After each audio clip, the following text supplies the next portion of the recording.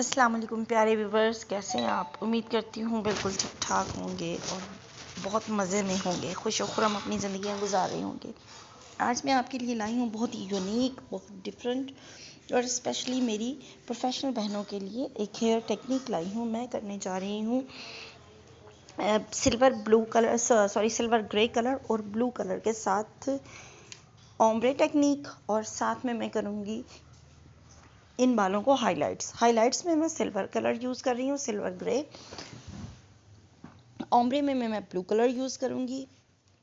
Client के बालों की कंडीशन मैं आपके साथ शेयर कर देती हूँ। ट्रीटेड हेयर्स हैं और चूँकि बहुत अरसे से काम इन पे हो रहा है, इसलिए हमें बहुत केयरफुली इनके बालों के साथ काम करना है। प्रोडक्ट मैं यूज़ करूँगी इजी कलर की व्यूअर्स, जिसके लिए ये मैंने इजी कलर का ब्लॉन्डर 30 और 10+ इनकी इजी कलर की प्रोडक्ट है, वो आई है 10+ पाउडर, और इजी कलर का ही वॉल्यूम 30 मैं इसमें यूज़ करूँगी। तो चलिए व्यूअर्स, हम बनाते हैं इसका मिक्सचर, जो कि हम बालों को डीकलर के लिए यूज़ करेंगे। बालों की डीकलरेशन में याद रहे आपको दो चीज़ें देखनी होती हैं। एक, बाल ड्राई और डैमेज ना हो, क्योंकि वो आपके मटेरियल बनाने को उससे वो डिपेंड करता है कि आपके बाल उससे सॉफ्ट होते हैं, शाइनी होते हैं, या फिर मज़ीद डिस्टर्ब हो जाते हैं। तो इन चीज़ों का हमने ख़ास तौर पे ध्यान रखना होता है। हमारे ट्रीटेड हेयर्स हैं, इसके लिए हम 30 वॉल्यूम के साथ काम कर रहे हैं। हमें अपना मटेरियल बहुत स्ट्रॉन्ग नहीं रखना, सॉफ्ट मटेरियल के साथ काम करेंगे ताकि बाल मज़ीद डैमेजेस से बच सके। और उम्मीद करती हूँ व्यूवर्स, आपको मेरी टेक्निक्स अच्छी लगती होंगी और मेरा शेयर करने का अंदाज़, शेयर करने का तरीका और आपको सिखाने का तरीका आपको समझ आता होगा। 1:1 रेशो रख के मैंने यूज़ किया है जनाब 1 स्कूप पाउडर और 1 स्कूप ही वॉल्यूम, और उसके साथ मैंने डीकलरेशन को फाइन करने के लिए मैंने लाइट सा 1 सेंटीमीटर से भी हाफ मैंने यूज़ किया है ब्लू कलर।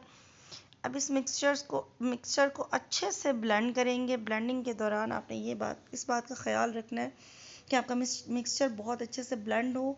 बहुत टाइम अच्छे से इसको ब्लेंडिंग करने के बाद हमने इसको अप्लाई करना है, और अप्लाई के दौरान बहुत थिन सेक्शंस के साथ हम काम करेंगे। ये मैं आपको दिखा देती हूँ। देखें, जो ट्रीटेड हेयर्स हैं, बेस पे हमें कोई बहुत मेहनत नहीं करनी पड़ेगी।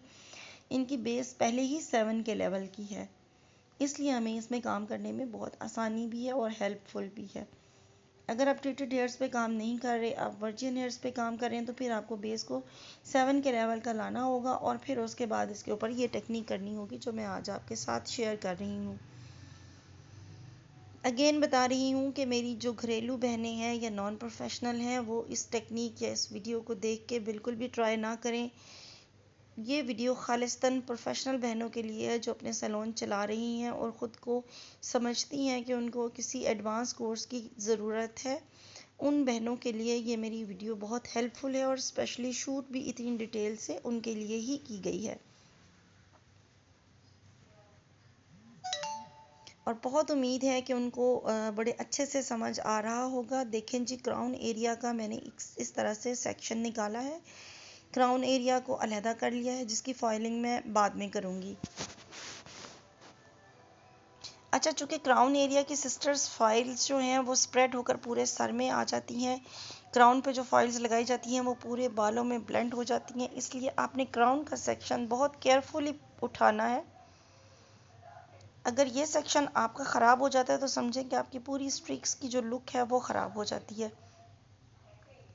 बहुत केयरफुली, बहुत ध्यान से आपको ये काम करना होता है, क्योंकि बालों का काम हर कोई नहीं करता और हर किसी के बस का भी ये रोग नहीं है।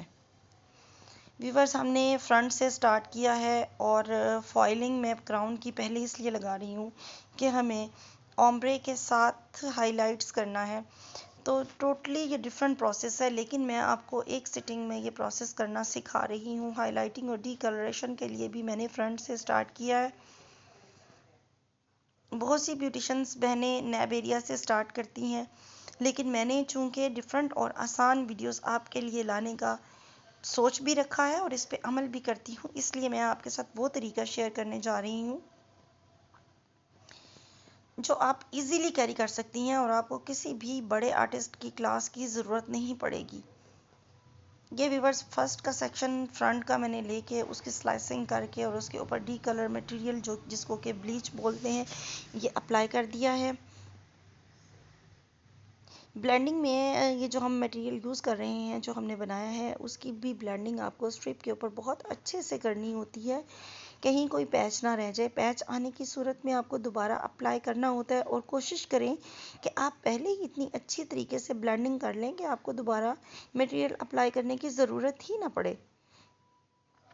नेक्स्ट सेक्शन ये वो लेयर है, इस तरह से देखिए मैं मोटी लेयर छोड़ देती हूँ और उसमें बाद में एक बारीक सेक्शन निकाल के तो स्लाइसिंग कर लेती हूँ।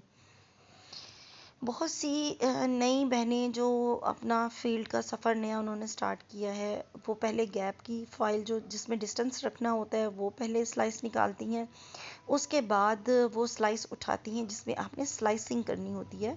तो ऐसा नहीं करें, एक मोटा सा स्लाइस आप एक ही बार उठाएं, उसमें जो बाल छोड़ने हैं वो आप छोड़ दें और बाकी एक थिन लेयर लेके उसकी स्लाइसिंग कर लें। इस तरीके से आप काम करेंगी तो मुझे बहुत उम्मीद है कि आपको आंखें बंद करके आप स्ट्रीक्स कर सकती हैं। और मेरी इस वीडियो के बाद तो मैं कहती हूँ कि कोई परफेक्शन की मैं इसमें ज़रूरत कमी कोई छोड़ूंगी ही नहीं।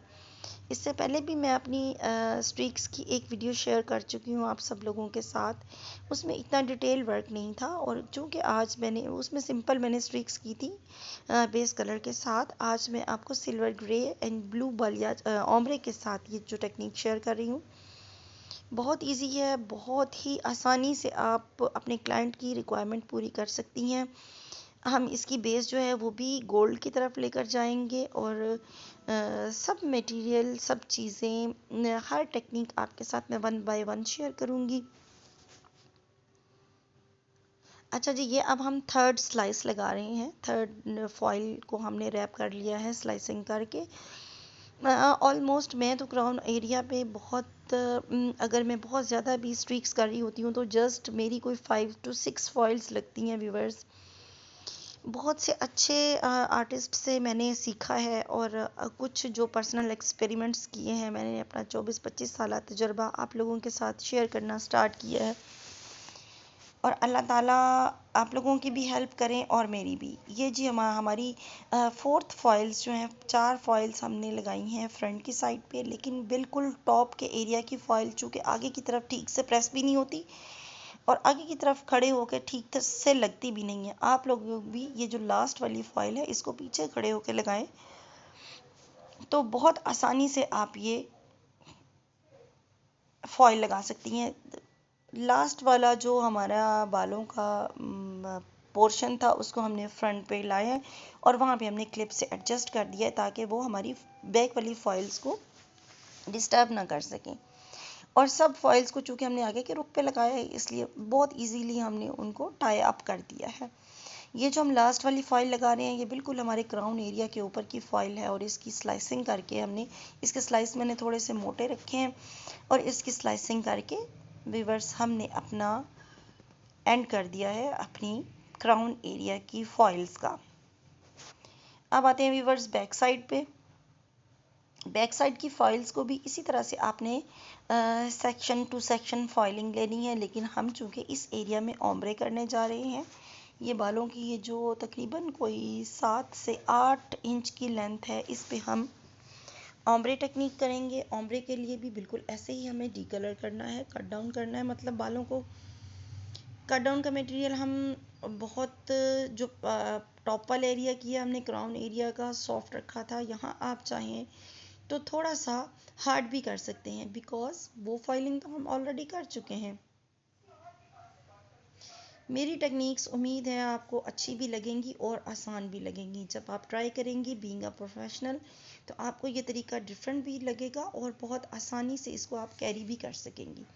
बालों को 2 मोटे मोटे और बड़े सेक्शंस में मैंने डिवाइड कर लिया है और अब हम स्टार्ट करेंगे इसकी स्लाइसिंग और डीकलरिंग।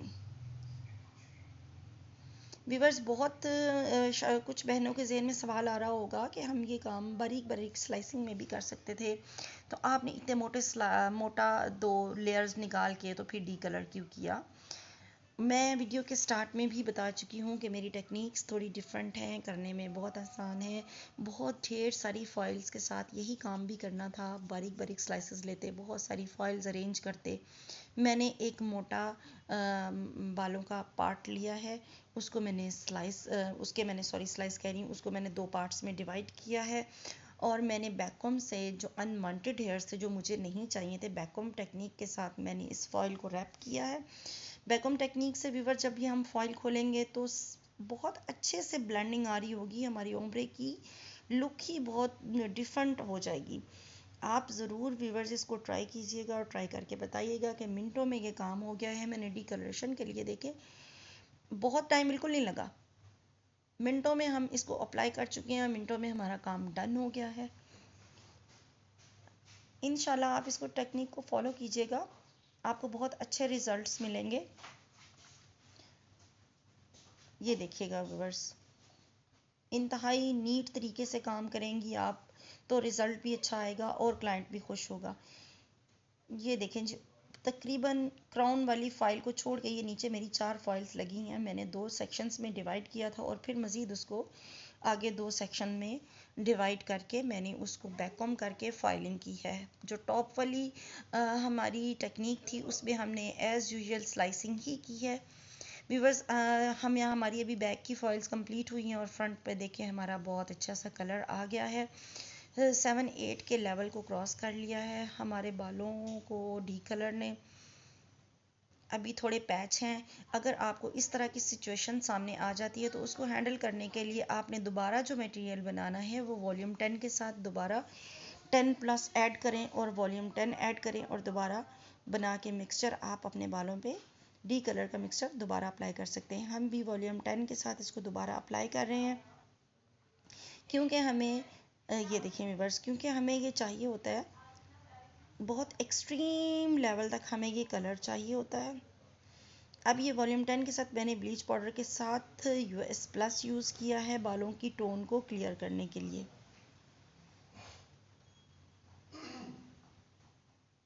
जहाँ भी कोई बात ऐसी हो जो आपको समझ ना आई हो, आप मुझसे कमेंट बॉक्स में पूछ सकते हैं। कमेंट बॉक्स में आप मुझसे। अब व्यूवर्स, हम बनाने जा रहे हैं कलर, और कलर के लिए मैंने लेनी है ये ले रही हूँ मैं 3 centimetre green colour, sorry blue colour, 4 centimetre. 4 centimetre और सेंटीमीटर्स आपने इस तरह से निकालने। व्यूवर्स, कैमरे की वजह से ये थोड़ी लाइंस इधर उधर हो गई हैं और वॉल्यूम 10 के साथ ही ये मैं बना रही हूँ। डीकलरेशन के बाद हमने बहुत अच्छा सा इसको ब्लेंडिंग करने के बाद हमने ये अप्लाई करना है। ये मटेरियल हमने 10 वॉल्यूम के साथ बनाया है, ब्लू कलर ऐड किया है और अब मैं बहुत अच्छे से इसमें ब्लेंडिंग करने के बाद आपने इसमें सीरम ऐड करना है। ब्लेंडिंग के वक्त सीरम ऐड नहीं करें। जब आप इस मटेरियल को ब्लेंड कर रहे हो तो किसी चीज़ को ऐड करने की ज़रूरत नहीं है, क्योंकि ये बहुत सेंसिटिव कलर होते हैं। किसी भी छोटी से छोटी हमारी मिस्टेक की वजह से ये हमारे कलर्स जो हैं वो ख़राब हो सकते हैं। बहुत सेंसिटिव कलर हैं। Fashion shades, extreme fashion shades बहुत सेंसिटिव होते हैं। इसकी वजह से ये हमारे कलर्स जो हैं वो छोटी सी हमारी मिस्टेक की वजह से भी ख़राब हो जाते हैं। मटेरियल हमने तैयार करने के बाद अब अपनी फ़ाइल्स को फाइनली चेक करते हैं कि हमारे पास क्या रिज़ल्ट आया है। मैं इसी तरह पूरा टाइम होने के बाद 40 मिनट्स के बाद मैं इनको चेक करती रहती हूँ। इस दौरान फ्री नहीं बैठते और हम अपना नेक्स्ट मटेरियल तैयार कर लेते हैं। मटेरियल जो हम इस पर अप्लाई करने जा रहे हैं उसकी अच्छे से आपको उम्मीद है समझ आ गई होगी। 10 वॉल्यूम के साथ हमने ब्लू ऐड किया है। आप डीकलरेशन के लिए थोड़ी ब्लीच भी ऐड करें तो कर सकते हैं। अदरवाइज़ अपना आप जो चीज़ें आप अप्लाई करते हैं उनको भी शेयर कर सकते हैं मेरे साथ कि हम ये चीज़ अप्लाई करते हैं मैम और हमारा ये रिज़ल्ट आता है, हमारा इस तरह की फॉइलिंग है तो हम ये करते हैं। हम देखें, हमारी ये वाली फॉइल ने बहुत अच्छा रिज़ल्ट नहीं दिया।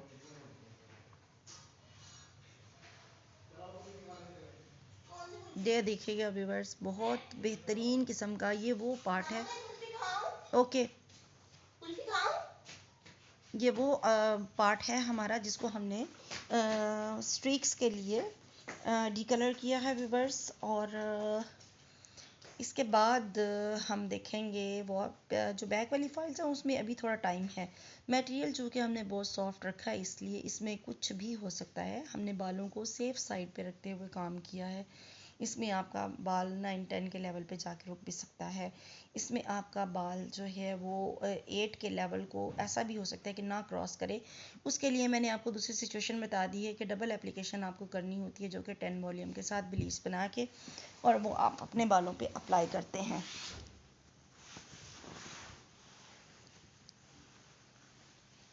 सारी फॉइल्स को वन बाय वन चेक करने का ये मतलब होता है कि आप क्लाइंट को वॉश बेसिन पर ले जाएं और आपकी फ़ाइल का रिज़ल्ट अच्छा ना हो तो वो फिर बहुत इम्बेलिसमेंट होती है उस वक्त, क्योंकि उस वक्त तो हम इसको चेंज भी नहीं कर सकते।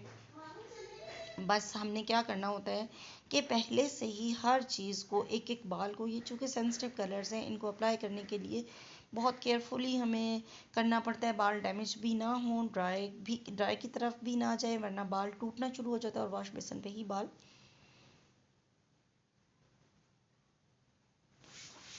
गिर जाते हैं, जिससे क्लाइंट बहुत परेशान होता है। तो हमने इन चीज़ों का बड़े अच्छे से ध्यान रखना होता है।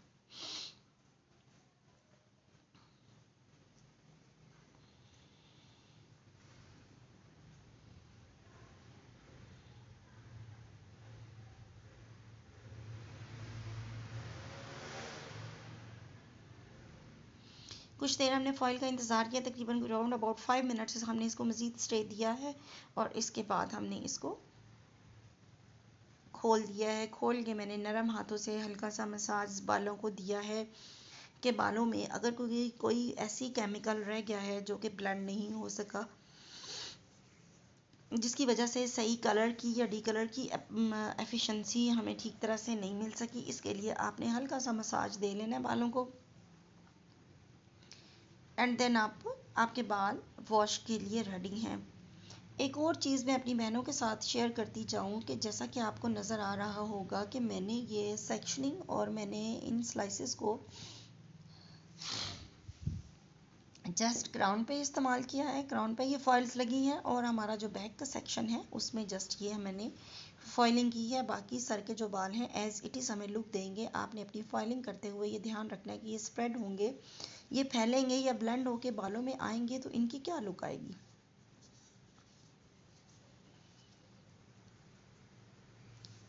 2 से 3 मिनट तक आप चाहें तो अच्छा सा मसाज दे लें अपने बालों की हेल्थ को देखते हुए। अगर तो आपके बाल फॉइलिंग में ही बहुत वीक हो गए हैं तो फिर आपको ये इस मसाज की ज़रूरत नहीं है, डायरेक्ट आप वॉश कराएं, उसके बाद अच्छे से सीरम से इसका मसाज करें और बस नेक्स्ट जो आपका मटेरियल है उसको अप्लाई करें।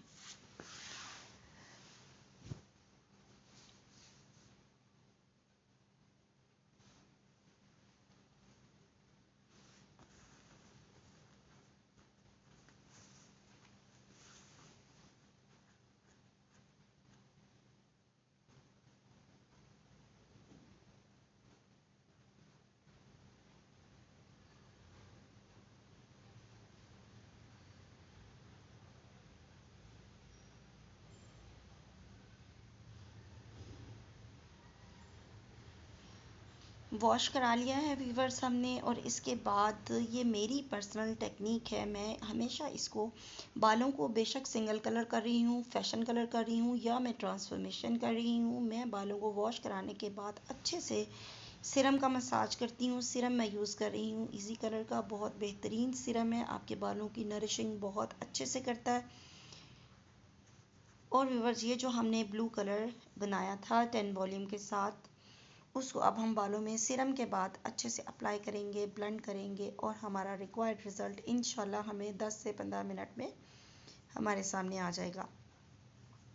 सीरम अप्लाई करना ना भूलें, ये जो चीज़ें होती हैं ये एक्सट्रीम लेवल तक जाके बालों को ड्राई और डैमेज कर देती हैं। डेड बालों में बालों का जो आपने कलर भी किया होता है उसका भी मज़ा नहीं आ रहा होता, क्लाइंट हमारा खुश नहीं होता और फिर 1 महीने के बाद आके कह देता है कि हमारे बाल ड्राई हो गए हैं इस ट्रीटमेंट से। आप इस बात से बचने के लिए हर स्टेप पे वॉश किया है तब भी सीरम यूज़ करें। आपने मटेरियल बनाया, अपना केमिकल बनाया, उसमें भी आप सीरम यूज़ करें, तो यकीन जाने आपका क्लाइंट आपसे खुश भी होगा और अपने साथ 2 लोगों को लेकर भी आएगा कि फ़लाँ जगह से हमने ये ट्रीटमेंट्स कराई हैं और उसके बाद हमारा बालों का जो लुक है वो बिल्कुल सॉफ्ट, शाइनी और सिल्की है।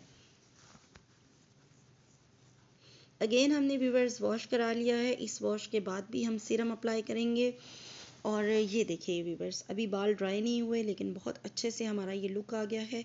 अगेन हम सिरप के 3 ड्रॉप्स एक टाइम में लेंगे और 3 ड्रॉप्स हम एक टाइम में लेंगे। अगेन इजी कलर का ही सीरम यूज़ हो रहा है। आप इस सीरम को डेली रूटीन में भी यूज़ कर सकती हैं। आफ्टर वॉश सेमी वेट बालों में आप इस सीरम को अप्लाई करें।